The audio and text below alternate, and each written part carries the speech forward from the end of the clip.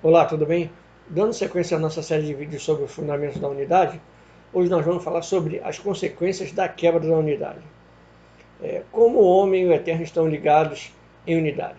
Então, examinando as escrituras e o princípio da história da criação do homem aqui na Terra, nós vamos verificar que após criar todas as coisas necessárias para a vida do planeta, o Eterno elaborou e executou a criação do homem de uma forma muito especial. Ele, em seu poderoso amor e infinita sabedoria, decidiu que o homem teria que ser formado como sendo o reflexo ou o espelho dele aqui na Terra. Por isso, o fez mediante a sua própria imagem. Ou seja, o homem deveria ser como ele a partir de sua imagem e da sua semelhança. Você vai ver lá em Gênesis 1, 26 e 27. Então, essa atitude divina colocou o homem numa situação extraordinária, porque a criatura não seria um mero representante do seu Criador, mas seria o reflexo direto dele, pensando o mesmo pensamento, governando do mesmo jeito e vendo de tal forma que quando as pessoas olhassem para o homem, vissem nele a imagem do próprio Deus. Então, os dois eram um só, pensamentos interligados, linguajar de ambos conectados, unidos em santidade com a glória de um envolvendo a do outro. Está lá em Salmos 8, 4 e 5. Então, uma unidade perfeita, Criador e criatura unidos para sempre, por toda a eternidade. Não poderia haver coisa melhor para ambos. O Criador, uma fonte abundante para o homem. Então, dentro dessa unidade perfeita, o Criador tornou-se uma fonte abundante e permanente para o homem. A partir desta criação, que os homens chamam de a obra-prima do Eterno, essa fonte jamais deixou de jorrar bênção para o ser humano. Essa fonte poderosa que abençoa o homem só pode ser interrompida quando ocorre um rompimento, provocado pela quebra de unidade entre ambos. Isto é, a fonte sempre estará aberta para todos. Todavia, se o recebedor das bênçãos se desconecta, ele sai da presença da fonte e a sua vida literalmente seca. A fonte não sairá do lugar e não deixará de manar bênçãos, mas o recebedor não estará ali para recebê-las. Ele estará desconectado porque anulou a sua unidade. Então, isso é muito forte e devastador. Você pode ser um bom religioso, cumprir com todas as suas obrigações e devoções religiosas, e mesmo assim não está na posição de estar interligado à fonte. Quando nós estamos em perfeita unidade, vivemos alimentados pela fonte, e nós somos transformados pelo Eterno em fonte para outras vidas. Como fomos criados à imagem e semelhança dele, então ele vive em nós e se reproduz em nós, por isso, sendo ele a fonte maior, nos transforma em fontes abençoadoras enquanto vivemos aqui nessa terra. Se você está desconectado de sua fonte, você jamais poderá ser uma fonte abençoadora nessa terra. Sua vida espiritual é seca, infecunda e inútil. Então, quem vive a fonte divina é transformado em fonte na terra. Está lá em João 4, do 1 ao 14. Nós somos transformados em fontes de bênçãos quando estamos unidos com a fonte original. Por isso as pessoas nos procuram para orar, interceder, aprender, a receber conselhos e até conviver conosco. Somos fontes fortes quando estamos com a fonte maior sobre as nossas vidas. Então, Jesus diz lá em João 7,38, quem crê em mim, como diz as Escrituras, rios de água viva correrão do seu ventre.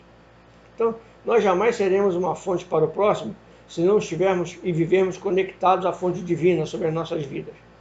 Nós não podemos dar o que recebemos ou o que temos. Nós só podemos dar, aliás, o que temos e o que recebemos. Se nós não temos, nós não podemos dar nada. Jesus, como cabeça da igreja, é a fonte que cuida dela e a alimenta. Ele é o provedor perfeito, unidade perfeita entre cabeça e corpo. O corpo, por sua vez, é alimentador dos pecadores na terra. Os pecadores, para serem alimentados, devem se unir a este corpo. Nenhuma fonte funciona sem unidade.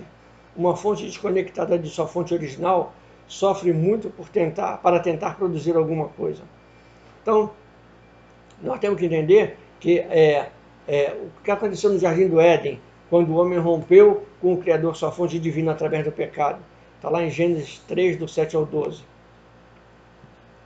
O que ocorreu de fato no jardim? O episódio ocorrido no jardim esclarece com todas as letras o caminho seguido por quem rompe com a fonte, quebrando a unidade. Em primeiro lugar, Adão não estava no lugar do encontro, onde sabia que se reunia diariamente com o Senhor. Em segundo lugar, ele tenta se esconder para não ter que ser confrontado com a sua fonte. E o pior, tenta se esconder num lugar que havia sido planejado e executado pelo próprio Senhor. Isso é, um lugar onde o Senhor sabia onde estava cada coisa, todas as coisas, cada flor, cada caminho, cada fonte. É impossível se ocultar dele. Em terceiro lugar, quando encontrado, tenta defender-se com a velha esfarrapada desculpa de culpar os outros pelo seu erro, procurando vestir uma capa de inocência que não tem, procurando culpados. É a mesma forma pela qual os cristãos hoje, quando apanhados em pecado, se justificam, ou pelo menos tentam, atribuindo a responsabilidade pelos seus atos a terceiros e, na pior da hipótese, acusar o velho e derrotado diabo, né? Está lá em Gênesis 3, 16 ao 19. E nós temos que entender que o diabo não pode fazer nada a não ser além de nos tentar. E quando nós somos tentados e caímos no pecado, a culpa é nossa, nós temos que assumir a culpa e não impor a culpa ao diabo, porque ele só tentou. Quem caiu fui eu e você. Então, o Senhor não ministrou um castigo para ambos. O que esclareceu foi mostrar para eles como seria a sua vida vivendo longe da fonte. Isso no caso de Adão e Eva. Quando se vive conectado e bem ajustado com a fonte, você não precisa fazer nenhum esforço. Mas quando você está desconectado e longe da fonte, você terá uma longa e cansativa caminhada para ir à fonte buscar as suas bênçãos. Quando alguém tem um poço em casa e a água está ali ao alcance das mãos, é uma bênção. Mas quando se vive a 10 km do poço, é necessário caminhar 20 km todas as vezes que tiver sede. Quanto mais longe da fonte, mais será o seu esforço. Então Jesus desceu do céu para viver por um período entre nós e se tornar uma fonte ambulante que caminhava pelas terras de Israel, entre os desconectados, chamando-os para se reconectarem à fonte divina. Está lá Mateus 11, do 28 ao 30, que diz: Vinde a mim todos os que estáis cansados e sobrecarregados, e eu vos aliviarei. Tomai sobre vós o meu jugo e aprendei de mim, que sou manso e humilde de coração, e encontrareis descanso para as vossas almas, porque o meu jugo é suave e o meu fardo é leve. Então, parafraseando, vinde conectar-se a mim, eu sou a fonte que vocês procuram, o que Jesus poderia falar. Então, outra sentença que Jesus diz lá em João 6,35, Jesus lhe disse: eu sou o pão da vida, aquele que vem a mim não terá fome, quem crê em mim nunca terá sede. Então, Jesus é a fonte eterna, é a fonte divina que desceu do céu em busca do homem desconexo, para levá-lo de volta ao manancial original. Está lá em 1 Coríntios 10, 17. Ao nos receber e nos conectar, restaurando a unidade, Ele, o pão do céu, nos transformou também em pão. A igreja é a fonte divina para os pecadores na terra.